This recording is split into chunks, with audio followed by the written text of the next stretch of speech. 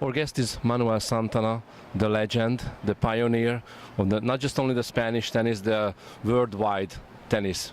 The first question, why point tennis? Why you chosen tennis? Why this sport when you went to the Madrid country club and you apply for a ball boy position?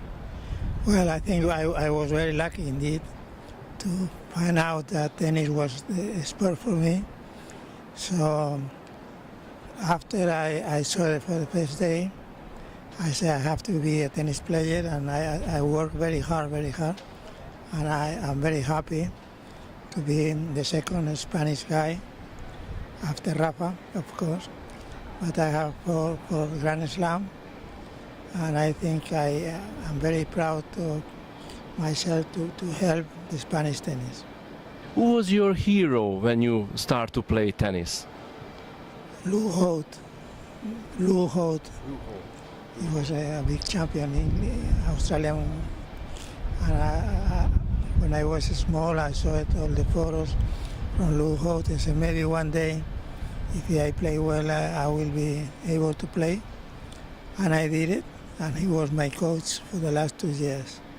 And who was your first coach who discovered your talent? Well, I was not have money to pay any coaches, so I have to do it all on myself. Everybody praised your hand-eye coordination. It was amazing. Is one and only in the tennis history. It's bring from your family or genetic, or you developed during the years. It's hard work and hard training. Yes, it's hard training, hard work. I think my family was not possible for them to pay anything with the tennis, so I have to look for some people to help me, and they did it. And I'm very proud to be able to be one of the guys that between the Australians and the Americans, it was one guy, Manuel Santana, who I was not Australian or American, and I was very proud to be the number one in Europe. You mentioned Lou Holt, and review your career. You never play in Australia. There is any reason, or some that time we know the 60s. Was any financial reason or other reason that you never trip to Australia? Well, I played the Davis Cup.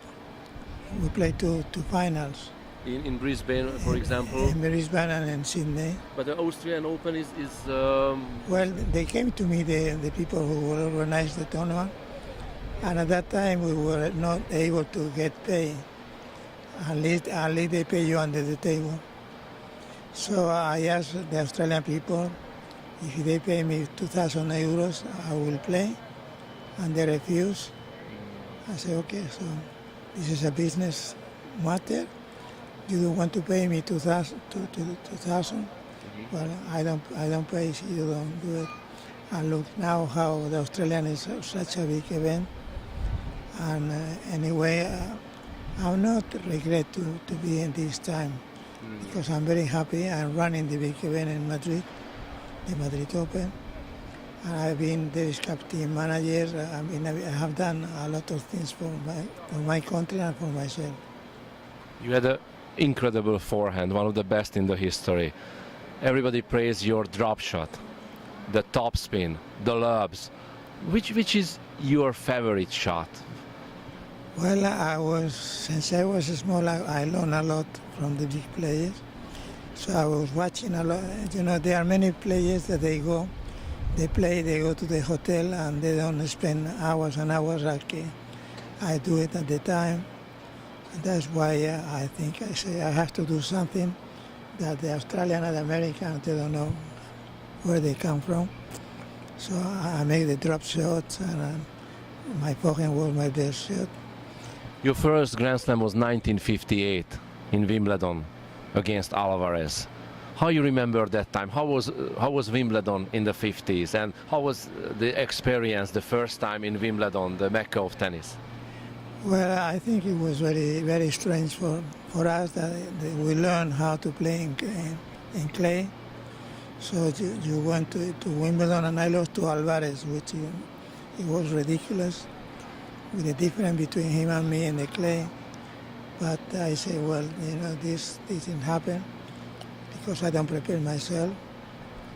So in 64, 65, I decided not to play in Paris and going to England to play tournament because I said, well, if I don't win in Wimbledon now, I will never do it in my life.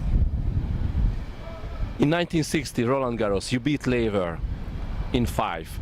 1961, you beat Emerson, and after Lever in 5, and the last set was 6-love. And in Pietrangeli in 5 sets. How you get this fantastic stamina, against the best players, and straight back-to-back victory in 5 sets.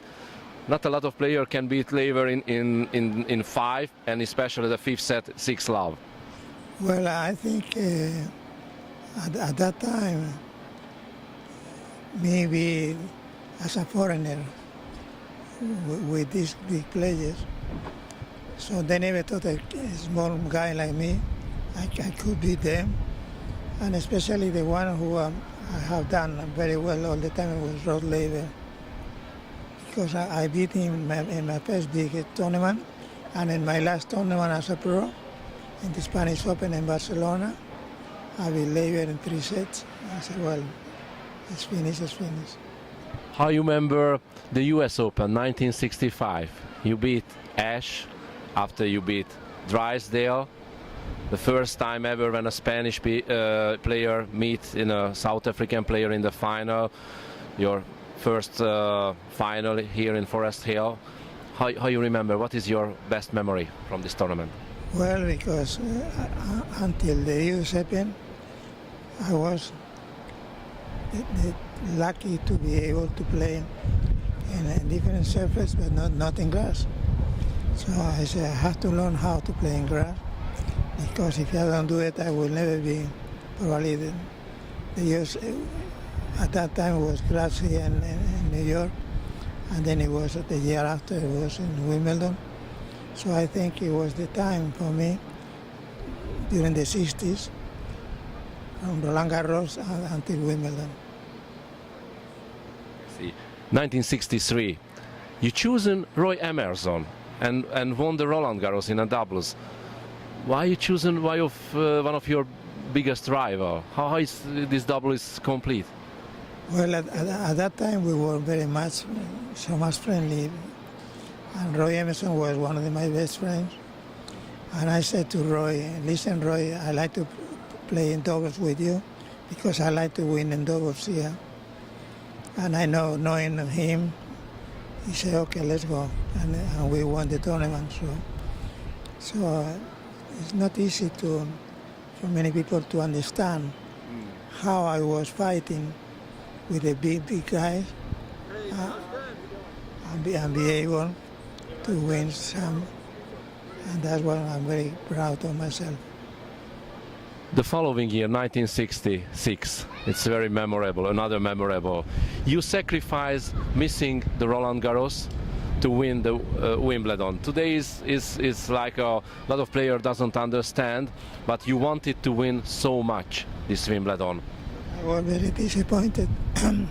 Every time I was going to Wimbledon, playing very well in the clay court, I said, but a big guy, to play tennis, you have to try to play any surface. So I refused to play Paris, and I went to London. I rented an apartment for 1 month, and I was playing a small tournament in grass. And I think, this is the year for me, and I did it. Fantastic. And you won the Olympic Games. When it was bring back to the Olympic Games, the tennis, the demonstration game in 1968 in Guadalajara.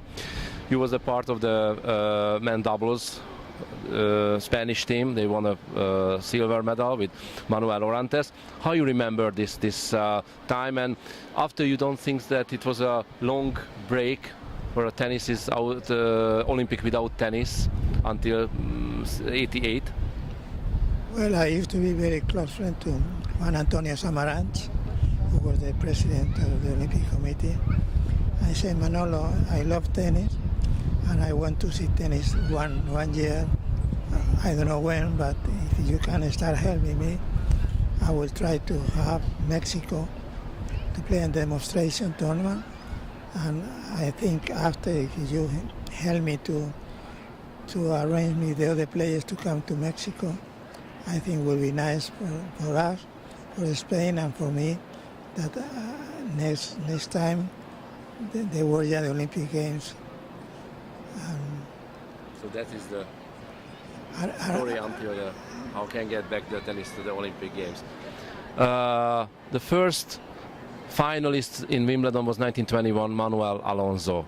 You won in Wimbledon, and the Spanish tennis had to wait until Rafa won again in Wimbledon. When you remember when was the first time you met Rafa? Yes, as a tournament director of the Madrid Open, Rafa called me and said, Manolo, can I have a wild card to play in your tournament? I said, of course, it will be a great opportunity for you. And I remember he went and he lost to Correcha in the first round. And he was like a type of, sorry, Manolo, I lose the first round. I said, well, but I think you have so much potential. And he said to me, next year, the later 2 years time, I will win the tournament. And he did it. And Rafa's a big champion. It's incredible how he plays, how he fights. And I have a great admiration for him. That's why a lot of common things. I think a lot of common things. Fantastic is how respect Rafa you and how you admire Rafa. It's beautiful to see. Beautiful to see legend against today's player is come along, and this is fantastic feeling. May I ask, if the top in your prime time, in your top form, Manuel Santana, play today's Rafa, which surface you want to play and which Grand Slam? I will play in clay court in Paris, knowing that Rafa had won 9 times. I stand this series is another, so it's another one. So, but I think it was the only way that I could beat him if it was possible. But the most important thing is that Rafa is going to be there for all his life as a great player, the best Spanish player ever.